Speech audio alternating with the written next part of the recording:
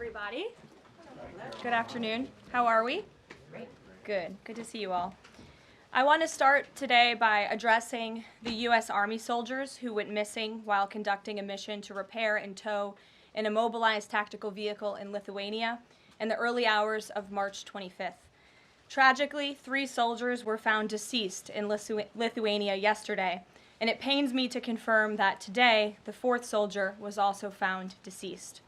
The President, the Secretary of Defense, and the entire White House are praying for the victims' friends and family during this unimaginable time.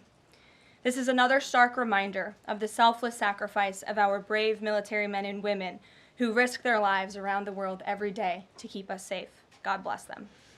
On another note, at our southern border, there is more massive news. Southwest border crossings in March fell to the lowest level in American history, down 94% from March of last year under President Biden, when 137,000 illegal aliens poured across our wide-open southern border. Thanks to President Trump's leadership, Border Patrol agents are now back to doing the jobs they signed up for, securing the border, rather than serving as travel agents for illegal aliens. The Los Angeles Times captured the Trump effect on the border with a recent article. Their headline read, "California-Mexico border, once overwhelmed, is now nearly empty." With so few migrants coming into the U.S., they wrote, "Shelters that once served migrants have completely closed." Deportations of illegal aliens who threaten the safety of the American people are also continuing at a rapid pace. Over the weekend, the United States military transferred a group of 17 violent criminals from the Tren de Aragua and MS-13 terrorist organizations to El Salvador. And an illegal alien who was released by the Biden administration into our country was just arrested in Georgia and charged with the horrific killing of Camelia Williams, a mother of 5 and grandmother. The suspect has now been indicted on charges of malice murder, felony murder, aggravated assault, rape, aggravated sexual battery, and necrophilia, which, for those who don't know, necrophilia is a sexual obsession with a corpse. This suspect was ordered to be removed in July 2023, but the Biden administration allowed him to stay. This case represents the ruthless murderers, rapists, and pedophiles who Joe Biden and Democrats let into our country over the past 4 years through our southern border. They should have never been here in the first place. Keep this in mind the next time you see Democrats protesting future illegal alien removals from our country. President Trump is focused on fulfilling his greatest obligation, to keep the American people safe and to defend our country from violent invaders. Looking ahead to tomorrow, April 2nd, 2025, will go down as one of the most important days in modern American history. Our country has been one of the most open economies in the world, and we have the consumer base hands down, the best consumer base. But too many foreign countries have their markets closed to our exports. This is fundamentally unfair. The lack of reciprocity contributes to our large and persistent annual trade deficit that's gutted our industries and hollowed out key workforces. But those days of America, beginning tomorrow, being ripped off are over. American workers and businesses will be put first under President Trump, just as he promised on the campaign trail. The president's historic action tomorrow will improve American competitiveness in every area of industry, reduce our massive trade deficits, and ultimately protect our economic and national security. President Trump's economic vision is rooted in common sense. America will offer companies the lowest taxes, energy costs, regulations, if they make their products right here in the United States and hire American workers for the job. It's simple. If you make your product in America, you will pay no tariffs. We have already seen a number of the largest companies in the world respond to this economic approach. For example, Project Stargate, led by Japan-based SoftBank and US-based OpenAI, and Oracle, announced a $500 billion private investment in the United States-based artificial intelligence infrastructure. Apple announced a $500 billion investment in US manufacturing and training. NVIDIA announced it will invest hundreds of billions of dollars over the next 4 years in US-based manufacturing. And the Taiwan semiconductor manufacturing company TSMC announced a $100 billion investment in U.S.-based chips and manufacturing. These are just a few of the investment announcements that have already been made, and it is clear that President Trump's America First approach is already working. In our new media seat today is Mark Halperin, the co-founder and editor-in-chief of Two Way, a new live video platform that builds communities around interactive conversations with leaders and content creators from every subject area. Mark and his colleagues welcome all voices into discussions that are spirited but respectful. They have over 37.5 million video views, over 3.6 million watch time hours since the platform began just last year. This is new media in its truest sense, allowing the people to ask questions, make comments, and be an active part of engagement on the most important issues facing the country and our world. With that, Mark, please kick us off and welcome to the briefing room. Thank you, Caroline. Appreciate it. I'll ask you a question about tariffs and then one from one members of our community about education. It's perceived by some that companies or countries, if they change their policies either before tomorrow or after tomorrow, can have the president alter what he's planning for that country or that sector. Is that a possibility? And if so, what factors the president consider in making those changes? Well, the ultimate change for these companies in these countries, Mark, will happen when they decide to do business in the United States of America. And as I just laid out, they will face no tariffs at all if these companies choose to invest here in the United States and to move their production and their manufacturing here to the United States as well. As for tomorrow, the president will be addressing the decades of unfair trade practices that have ripped our country off and American workers off. It has hollowed out our middle class. It has destroyed our heartland, and the president is focused on reshifting our global economy to ensure that America is once again the manufacturing superpower of the world. So if they do something today or later in the week that's a pledge for future activity, would that be good enough potentially to alter the policy? Again, the president has been looking at the very unfair trade practices of the past. Certainly, the president is always up to take a phone call, always up for a good negotiation, but he is very much focused on fixing the wrongs of the past and ensuring that American workers have a fair shake. So if someone calls after tomorrow and says, hey, I'm ready to make a change, he'd be open to that? The president is always open to taking calls. Okay. A question from one of our community members. Katie Reeves is a school teacher in Wisconsin. She's taught K-8 in public, independent, private, and private schools. And here's what she wanted me to ask you. She says, I see the elimination of the Department of Education as an excellent first step in the improvement of our school system. Do you see any further role the federal government can take beyond this, possibly in promoting the expansion of voucher programs or reducing the influence that teachers' unions hold over our schools? Mm-hmm. Well, first of all, I want to thank Katie for her service to our country and our nation's children. Being a teacher is the most noble profession that we believe one can have. And the president said in his remarks when he signed the executive order to dismantle the Department of Education that he loves our teachers. And in part, this order is to empower our teachers to have greater decision making in the classroom. Nobody knows our nation's children and our students better than our teachers who are with them every single day. As for the federal government's role, to get to the heart of Katie's question, the president has made it clear to Linda McMahon that we need to find other places within our federal government for critical programs regarding education. Pell Grants, Title IX, lawsuits, etc., civil rights lawsuits, all of that are critical functions, special needs programs, nutrition programs, but there are other places throughout the federal bureaucracy where those things can happen and work. The Department of Education has been a very bloated bureaucracy. We spent trillions of dollars on this department, and for what? Our children are worse off as far as education goes today than they were when this department originated, and that's very concerning to the president. So, the two issues she cited, are those priorities for the president? School education choice, vouchers, and diminishing the role of teachers' unions. The president is very supportive of both of those things, particularly when it comes to school choice. He has said that school choice is the civil rights issue of our time, and he wants every child, regardless of zip code, socioeconomic status, how much money their parents have, to be able to go to the school of their choosing that best suits their educational needs. And he is going to empower state and local leaders to make those decisions on behalf of our nation's children. Thanks for being here, Mark. Jeff. Just changing subjects for 1 second. The administration has expressed a complete confidence in how all the deportation flights to El Salvador were conducted. But now that the administration has conceded that there was an error of one Salvadoran national, will there be any reviews conducted? And does the president express any thoughts on the one error that was disclosed in court last night?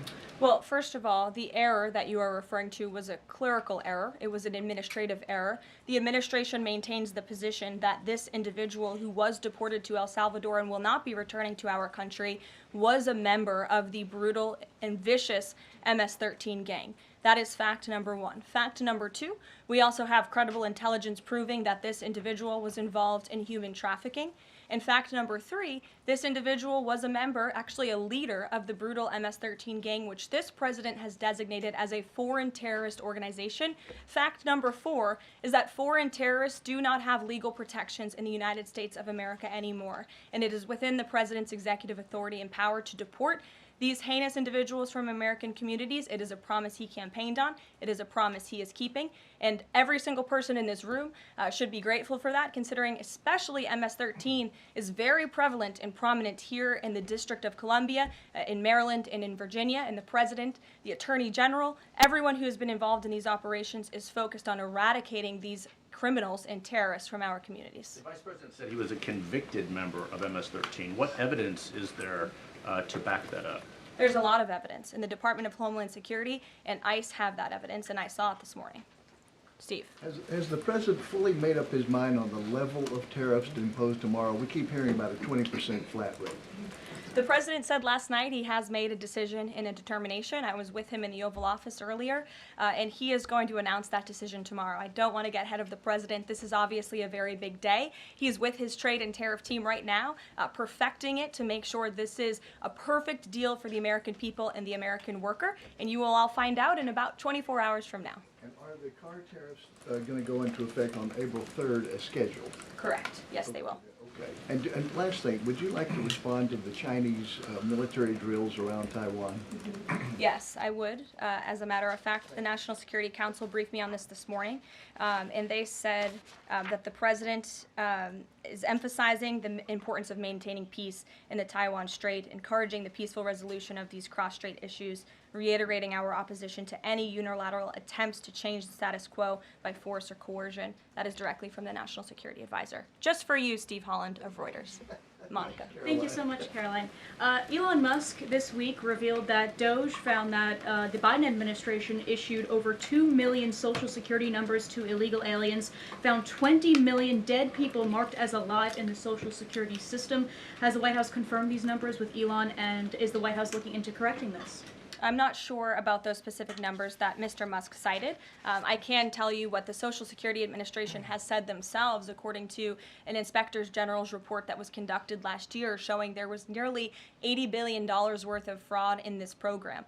We know for a fact there are individuals who should not be receiving benefits on the Social Security rolls, and this administration is focused on cleaning out the waste, fraud, and abuse in every agency, but particularly in Social Security, to make it stronger for our tax-paying, law-abiding citizens who deserve these entitlements and programs. Because you did bring up Doge, I do want to tout the incredible efforts that have been made at the Environmental Protection Agency, and Administrator Lee Zeldin is just doing a tremendous job. Just yesterday and today it will be going into effect. He announced that taxpayers will be saved $8 million in annual lease costs by moving staff out of the 323,000 square feet of space that the EPA currently occupies, which is completely unnecessary. Yesterday, Administrator Zeldin also announced he will be shutting down a museum that the Biden administration built to tell a selective story about the EPA's history and climate change. It was a real pat on the back to President Biden. And guess how much American taxpayers paid for it? $4 million for this museum that I think only 1,000 visitors saw last year alone, and it will cost American taxpayers $600,000 per year to operate this museum. Well, it's not going to exist anymore. We're going to save taxpayers those critical funds, and Administrator Zeldin is very proud to announce that. And just at EPA alone, and the cuts that they have made, they've saved taxpayers more than $22 billion in wasteful grants and spending. Peter. Thank you, Caroline. When the president goes down to Florida on the weekends, does he ever hear from, there are so many retired folks down in Florida, does he ever hear from any retired Americans who are stressed about these wild swings in the stock market because of the tariff uncertainty, and they're sitting there on fixed income or living off a 401k, and They don't know how much money's going to be left. Well, certainly they are legitimate concerns, and the president takes those concerns very seriously, and he's addressing them every single day. And tomorrow's announcement is to protect future generations. The senior citizens you mentioned, it's for their kids and their grandkids to ensure that there are jobs here in the United States of America for their children to live the American dream, just like they presumably did. And as for their worries about their 401ks, their Social Security, I just addressed Social Security. This president is always going to protect it for our tax-paying senior citizens. As for their 401ks, look at what President Trump did for you in his first term. He is working on implementing that economic formula every single day by lowering inflation, lowering energy prices, massive deregulatory efforts, while simultaneously effectively implementing tariffs. And they'll hear more about that announcement tomorrow. And you said that the president right now is with the trade and tariff team. They are very confident that this is all going to work. But what Yes. if they're wrong? They're not going to be wrong. It is going to work. And the president has a brilliant team of advisors who have been studying these issues for decades. We are focused on restoring the golden age of America and making America a manufacturing superpower. And again, Peter, I would point you to the investments that have already trickled into this country. And the president hasn't even made his tariff announcement yet tomorrow. There have been billions of dollars in private investments from around the world pouring into American communities. What does that look like for those watching at home, for the people you mentioned, worried about their own economic circumstances? It means more jobs in your communities, which means more money, more investments, more money in your pocket. That's what the president is committed to. And I would be remiss if I didn't mention the president's commitment to tax cuts, which we are counting on Congress to do, especially on Social Security. And one more. Sure. Are the special elections today a referendum on the president? I think first of all, as you know, I'm a government employee now, so I'm not very much allowed to comment on elections that are taking place. That's something to get used to, having just been on the campaign trail for quite some time.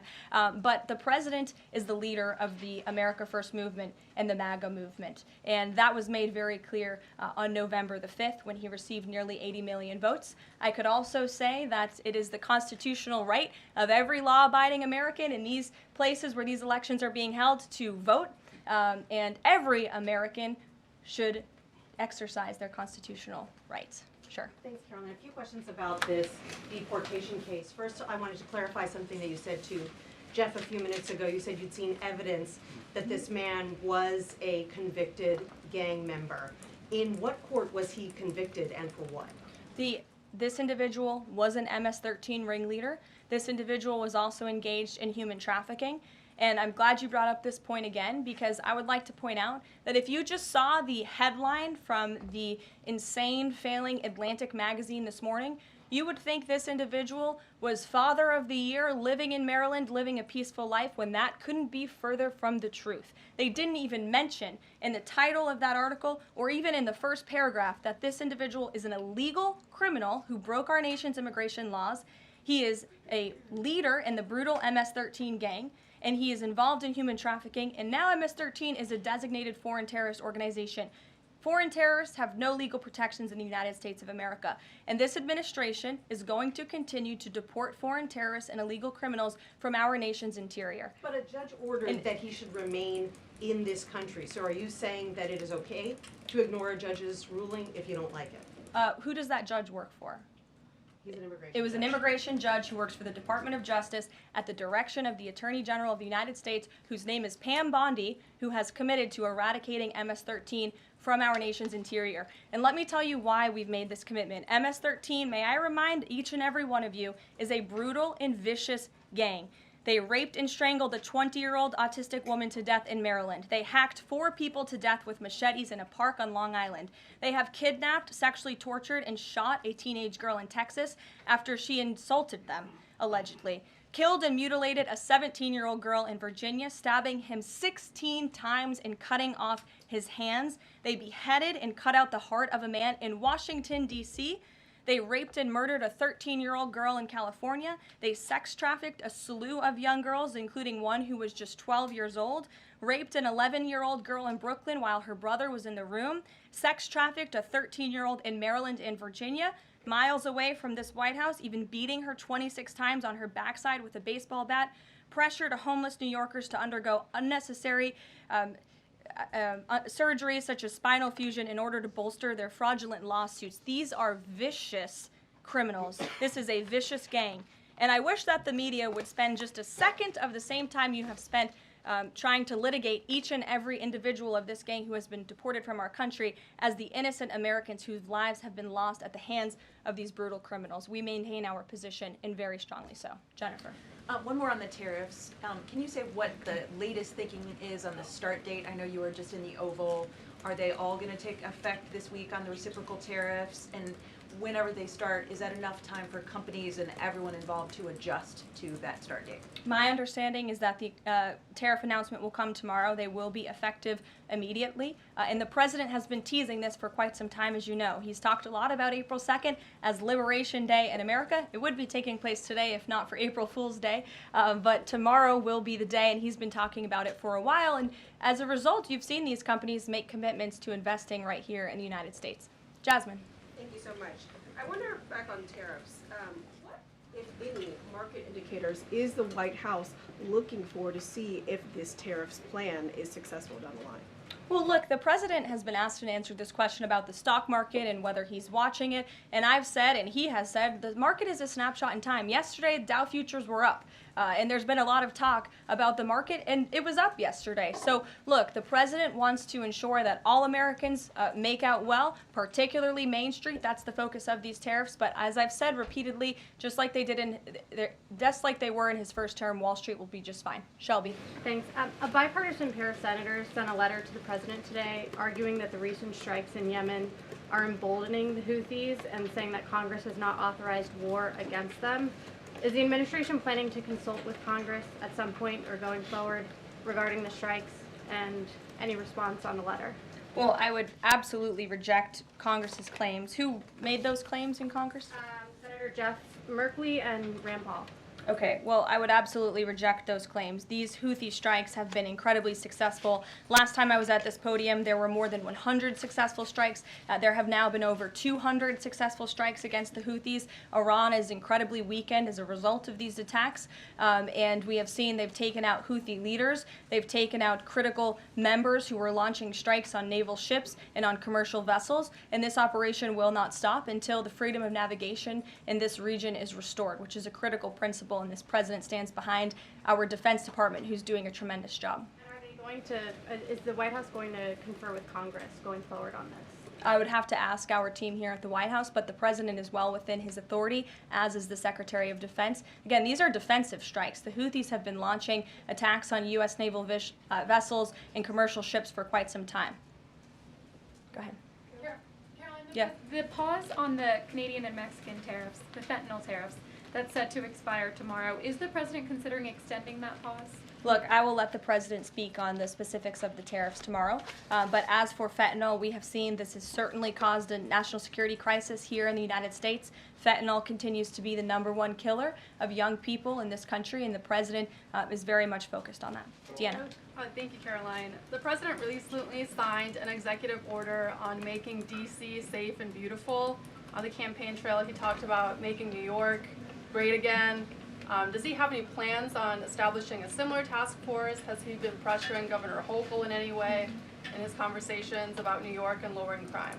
Well, he has been in correspondence with Governor Hochul quite a bit on the issue of crime, also on the issue of congestion pricing, and so many other issues that are facing New Yorkers. And he wants New York to clean up their streets just as he does here in Washington, D.C. He also speaks to Mayor Adams as well. So he's engaged with state and local leaders across the entire country to ensure they're doing their part to help American citizens in each and every state, regardless of if it's a red state or a blue state. A question on Russia. Yesterday, the Russian government said that their new goal is 160,000 conscripts for the war.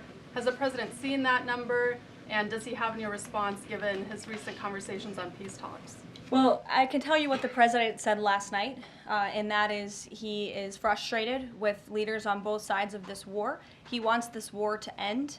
There are men that are dying on both sides, and it's been going on for far too long. Our team continues to be engaged with the Russians as we are with the Ukrainians, and the president continues to be very, very much engaged on this topic every single day. Caroline? Sure. Caroline, Sure. The president said over the weekend that he couldn't care less if prices went up on foreign cars because people buy more American cars. There's been consensus from a lot of economists that these tariffs could raise prices on other goods as well. Is the president comfortable with Americans on Main Street paying more because of these tariffs? The president is doing everything he can, and this entire administration is doing everything we can to bring down the cost of living in this country. An inflation mess that was fueled by the previous administration's reckless spending, overburdensome regulations that this administration is focused on slashing every single day. I just read you a statistic just from the Environmental Protective Agency alone. We're saving taxpayers money that's ultimately going to drive down inflation, and we're unleashing the might of our energy industry, which will bring down prices as well. To the heart of your question, because this is very important to the American people, you should trust what this president did for you in his first term. He effectively utilized tariffs while driving down inflation. It was a record low 1.4% when he left office, and he's focused on getting back to that. It's unfortunate the previous administration left us in this mess. Sure. Representative Anna Paulina Luna left the Freedom Caucus over their lack of support for her bill that would allow new parents to proxy vote around 12 weeks around the birth of their baby. Does the president support that bill?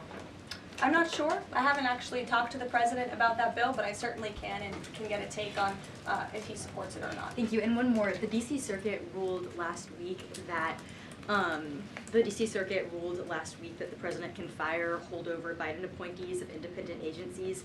Will this ruling empower President Trump to dismiss more federal employees?